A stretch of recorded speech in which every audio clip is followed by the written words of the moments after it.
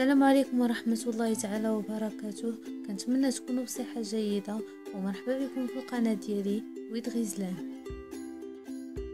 اليوم ان شاء الله غادي نقدم لكم طريقة تحضير الكوزامية او باستيتشور ايطالي، كتجي لذيذة بزاف واحسن من ديال المطاعم. نخليكم مع المقادير وطريقة التحضير.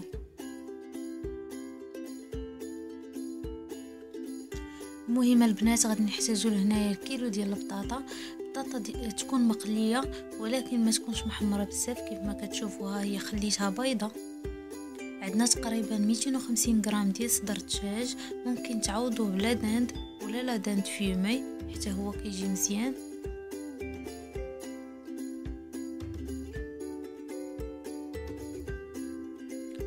كناخذوا المقله كنديروا فيها شويه ديال زيت العود وبصله تكون مشلضه. انا هنا درت البصله الخضاريه.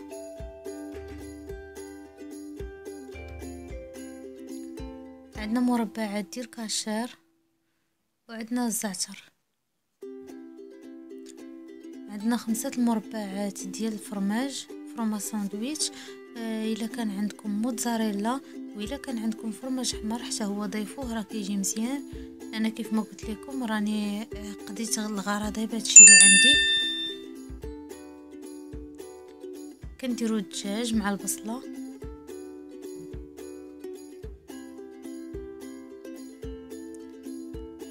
كنحكوه فوق منهم شويه ديال الزعتر.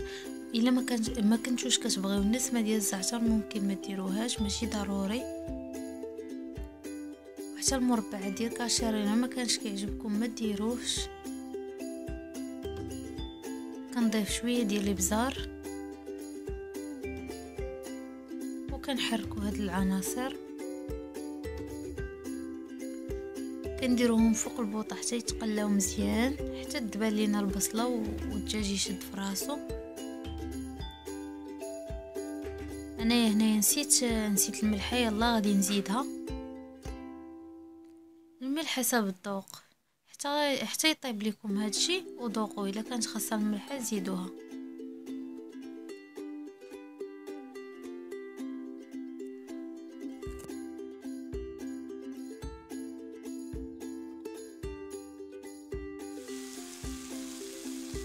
كنزيدوا ليها معلقه ديال الزبده وكنحركو مزيان. كنزيد هاد الزبده باش يجينا الدجاج رطب مش قاصح، وكتعطي بنه زوينه في الدجاج.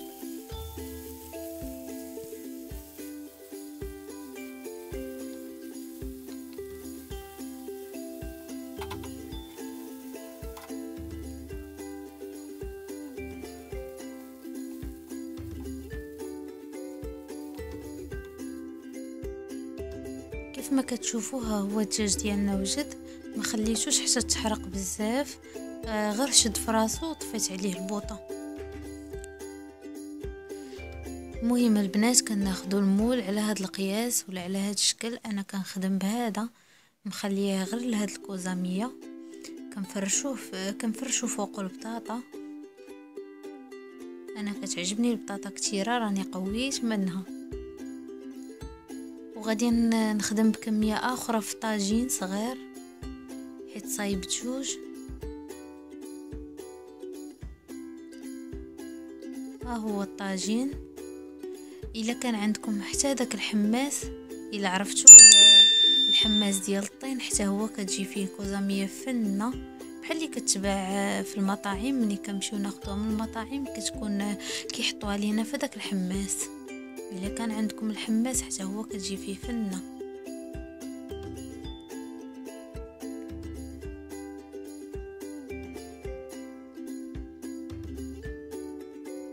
المهم انا دابا قاديت البطاطا.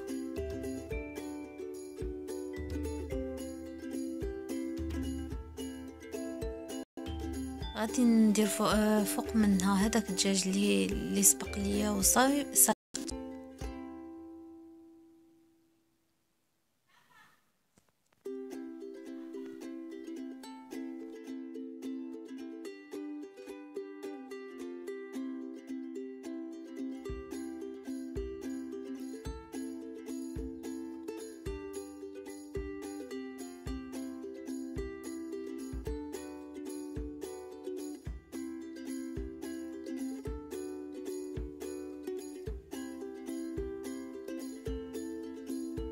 صافي كنخلطوا هاد العناصر بجوجهم.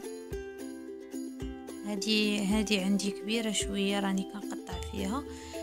صافي كنخلطهم، كنخلط البطاطا مع هذاك الدجاج.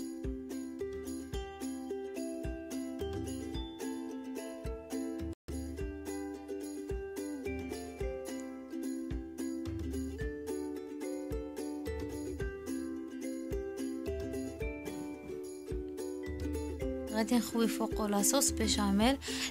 بالنسبه لاصوص بيشاميل راني درت فيديو هو اللي لحت قبل من هذا، راني درت طريقه كيفاش نصايبوه وطريقه ناجحه 100%. هو اللي كنستعمل. راه غادي نخلي لكم الرابط في صندوق الوصف.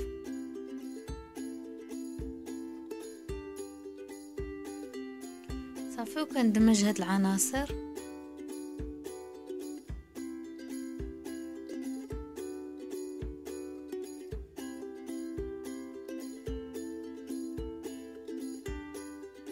لاصوص بيشاميل انا كنخليها شويه جاريه باش كتجمع لينا هاد البطاطا. الا درتوها ثقيله غيخصكم كميه كثيره وغتجي لكم عاقده بزاف.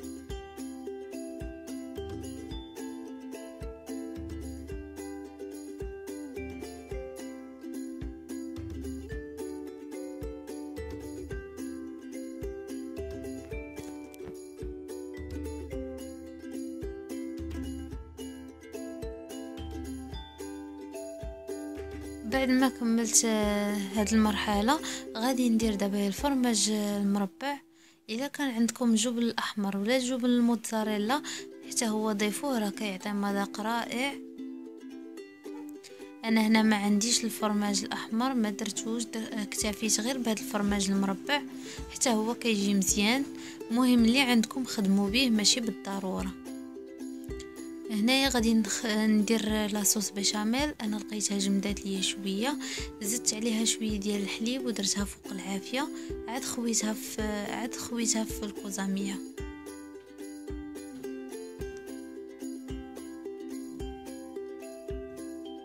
كنتمنى البنات تجربوها، راها كتجي رائعه واقتصاديه.